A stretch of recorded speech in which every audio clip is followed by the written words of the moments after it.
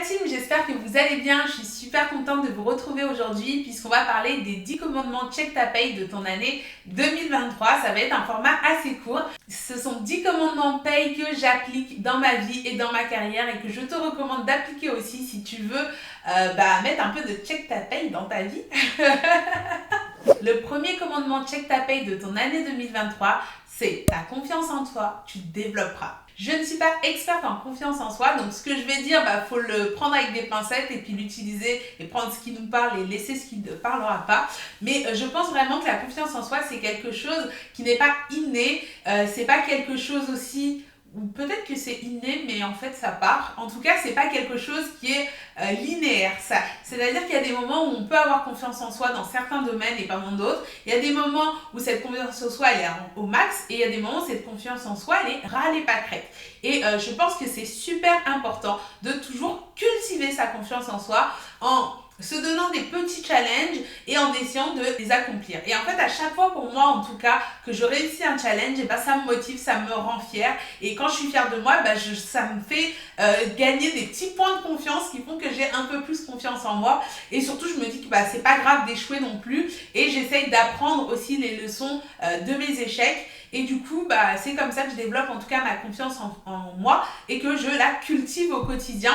Et je parle aussi et j'essaie de m'entourer de personnes bienveillantes avec qui je peux échanger, qui vont aussi savoir me conseiller. Et comme ça, ça permet aussi de créer une émulation positive et aussi de gagner en confiance et de se lancer dans des challenges beaucoup plus gros, parce qu'au final on se rend compte vite qu'un gros challenge, c'est juste une addition de petits pas qui font au final des grands pas et qu'on n'est pas obligé de les accomplir en une fois.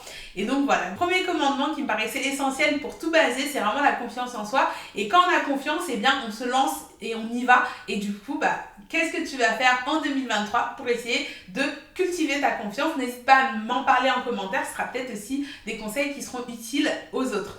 Le deuxième commandement que je voulais te partager, c'est ta vision, tu développeras. C'est ce deuxième commandement. Et je pense que c'est important parce qu'en France, j'ai l'impression qu'on a tendance à se brider. Et même le fait des fois d'avoir de grandes ambitions ou de vouloir ambitionner quelque chose, on a l'impression que c'est manquer de modestie, c'est être un peu gêné, un peu gênant.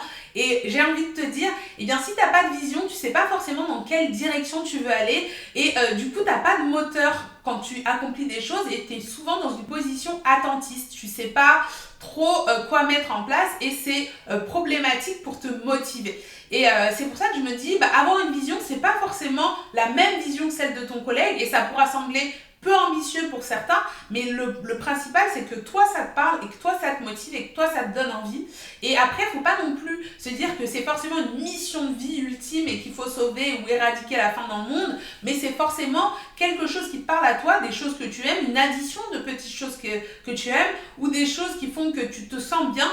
Et en tout cas, qu'est-ce qui, selon toi, devrait être en place dans ta vie, dans ta carrière, pour que toi, tu te sentes épanoui et que tu te sentes bien, en fait, tout simplement. Et du coup, je me dis qu'il faut forcément tendre à ça et en soi, être épanoui, par exemple, dans sa carrière, se sentir bien et ne pas s'ennuyer une minute, c'est déjà une vision pour moi. Donc, est-ce que tu as une vision pour ta carrière, pour ta vie professionnelle en 2023? Si oui, n'hésite pas à la partager si tu n'es pas trop intime ou en tout cas à dire ce qui te freine et qui te bloque à avoir une vision. Le commandement numéro 3, c'est du déni, tu sortiras. Le déni, c'est quelque chose de très confortable. On a envie de rester dans le déni parce que tant qu'on ne sait pas, on ne souffre pas, on a pas mal. Et j'ai une anecdote à te partager à propos de ça, parce qu'un jour, j'avais fait un post où j'invitais en fait les gens à partager leur salaire avec leurs collègues, à pas avoir de tabou au niveau du salaire dans l'entreprise, parce que à mon sens, ça sert plutôt le patron que les salariés entre eux. Et une personne est venue témoigner en dessous de ce post en disant qu'en fait, auprès d'elle, il y avait des personnes qui avaient partagé comme ça leur salaire et une personne qui était bien plus ancienne que les autres a découvert qu'en fait, elle était moins bien payée que tout le monde et que des petits jeunes qui venaient d'arriver étaient mieux payés qu'elle et que du coup, ça lui avait vraiment pas plu, ça lui avait vraiment fait du mal et qu'après, il y avait eu une sale ambiance dans le service et que c'était vraiment dangereux aussi et qu'elle, elle le recommandait pas forcément. Et du coup, moi, cette réaction, je ne la comprends pas dans le sens où si il n'y avait pas eu cet échange, la seule chose que ça aurait changé, c'est que la personne serait restée dans l'ignorance. Une ignorance bien heureuse, comme on dit, parce qu'elle ne sait pas qu'elle se fait léser, mais dans les faits, elle est toujours en train de se faire arnaquer par des,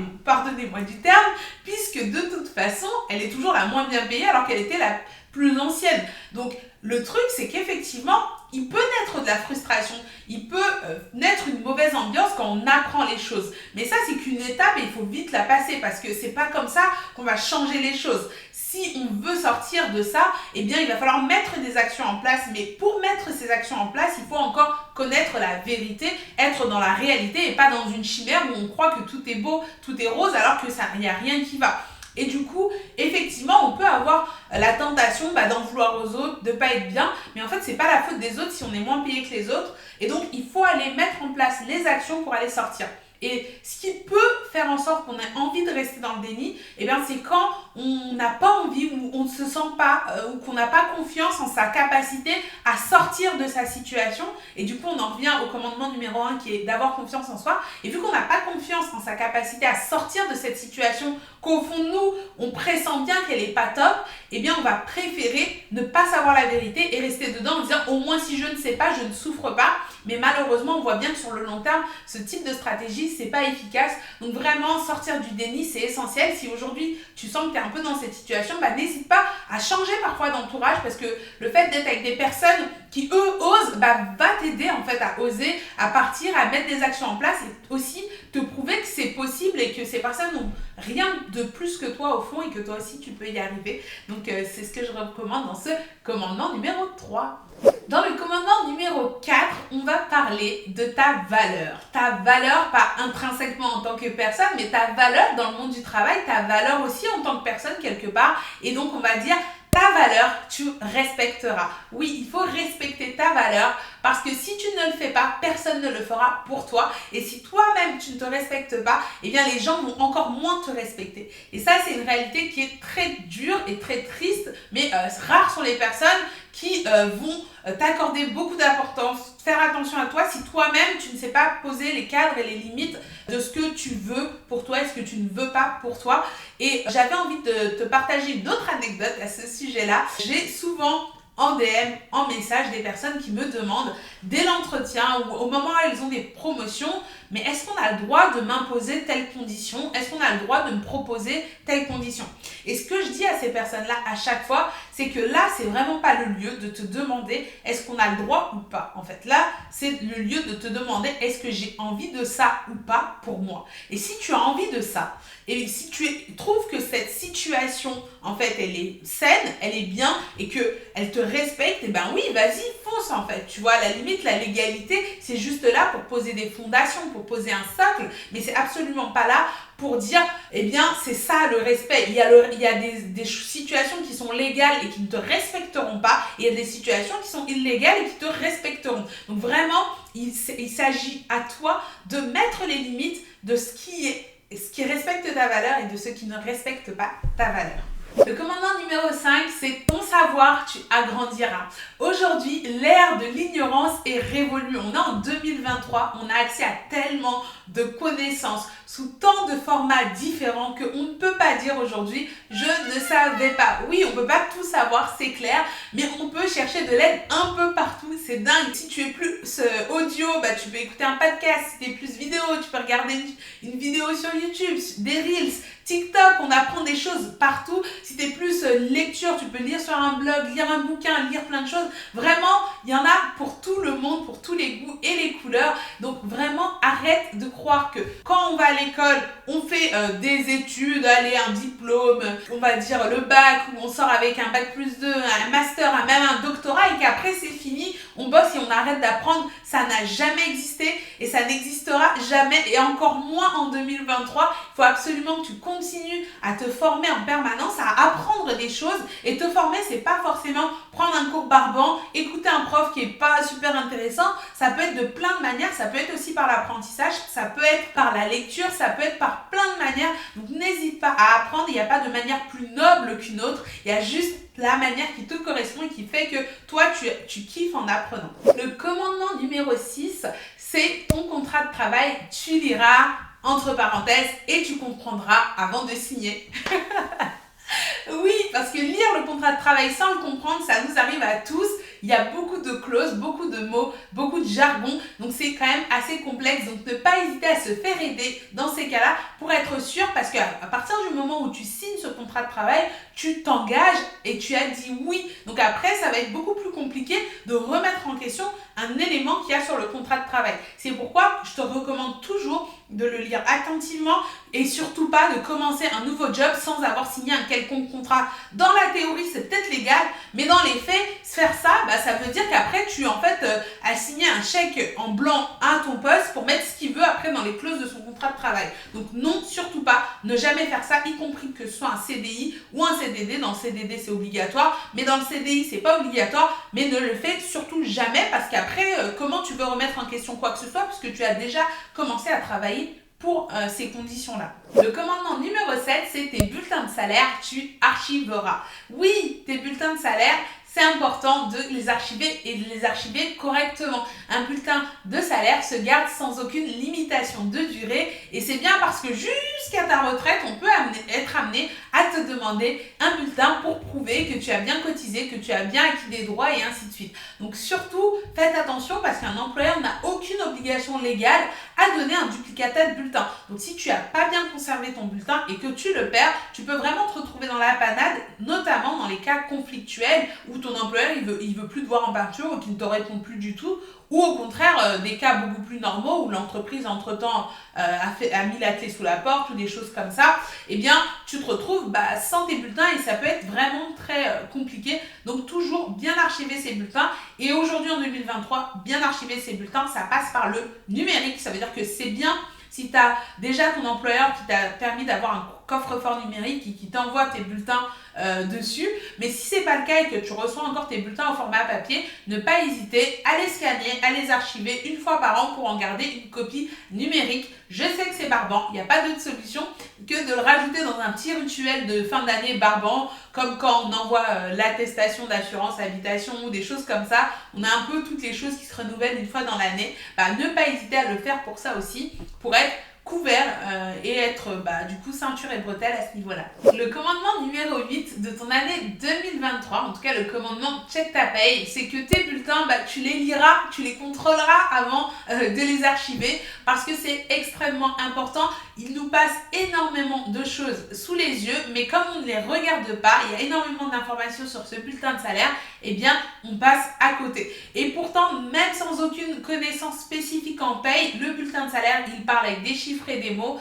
Tu pourrais normalement être en capacité de détecter 80% des anomalies de ton bulletin de salaire sans avoir fait de formation spécifique en paye, puisque c'est simplement le reflet, le miroir des éléments qui arrivent dans ta vie professionnelle, et normalement, il n'y a pas besoin non plus d'avoir une formation spécifique pour être en capacité de les détecter. Il faut juste prendre un peu de temps, 5 minutes par mois, pour regarder ce bulletin de salaire. Et donc oui, ça suppose que s'il t'a été envoyé directement sur ton coffre-fort numérique, d'aller ouvrir ce coffre-fort et au moins regarder une fois ce bulletin de salaire pour vérifier qu'il n'y a pas d'anomalie qui se soit glissée sur une de ces lignes.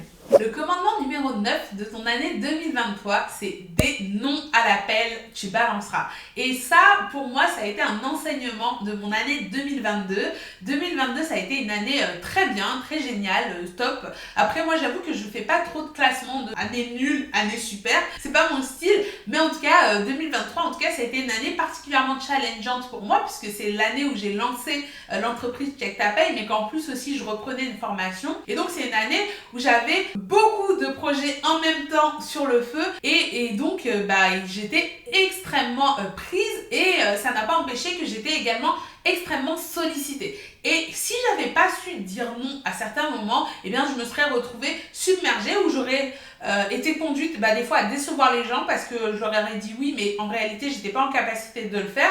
Ou au contraire, j'aurais fini en burn-out tout simplement, où je me serais sacrifiée ou sacrifié des choses qui sont prioritaires pour moi parce que je n'aurais pas été en capacité de dire non aux gens. Et il faut se rendre compte que dire non, c'est vraiment, je pense, le truc le plus gentil qu'on peut se faire, parce que aujourd'hui, je sais que parfois ça peut être mal pris par les gens quand on leur dit non alors qu'on a toutes les justifications justification de le faire, mais à un moment donné, il faut apprendre à se prioriser, à penser à soi, parce que sinon tu n'arrives pas à avancer en fait, tout simplement. Et parfois aussi, dans ton entourage, tu as des gens qui ont vraiment besoin de toi, mais toi-même, tu n'es pas stable sur tes deux pieds. Et le problème, c'est que si toi, tu n'es pas stable et que tu prends quand même le temps d'aider cette personne qui est peut-être encore moins stable que toi, si vous tombez tous les deux, elle ne saura pas te relever et toi, tu ne sauras pas la relever non plus et ce sera une catastrophe. Donc, prends le temps de te stabiliser, d'être plus à l'équilibre dans ta vie avant d'essayer de te déséquilibrer pour aider quelqu'un parce que c'est ni bon pour toi, ni bon pour la personne au final. Il faut aussi, comme ils disent là dans l'avion, avant de prendre ton masque à oxygène pour le donner à quelqu'un, il faut d'abord toi mettre ton masque à oxygène et après tu peux aider quelqu'un d'autre. Donc dire non, c'est vraiment ça et c'est super important. Donc le commandement numéro 9, apprends à dire non. Et enfin, le commandement numéro 10, et celui-là tu t'en es peut-être déjà douté, c'est à Check Ta Paye, tu t'abonneras parce que 2023 ça promet d'être une année de folie. Je vais continuer à vous diffuser du contenu, mais je travaille en coulisses sur une offre qui va sûrement sortir courant 2023 et qui va vous aider, vous les salariés, à mieux faire valoir vos droits, à mieux comprendre votre bulletin de salaire. Donc je ne sais pas encore où je vais, je travaille en tout cas, mais dès que c'est prêt et dès que je peux vous en dire plus parce que je sais où je vais, eh bien je vous le dirai. Abonne-toi pour rien rater et je suis trop contente d'avoir passé cette année 2022 avec vous. Je suis super ravie de commencer 2023 avec toi aussi. Et écoute, si tu veux m'écrire, me parler, n'hésite pas à lâcher des commentaires ou à m'envoyer un message en DM sur Instagram. En tout cas, je te souhaite une excellente année 2023. Je te souhaite plein de bonheur, de joie, de prospérité. Merci de m'avoir écouté jusqu'au bout si tu es encore là. Et puis à très très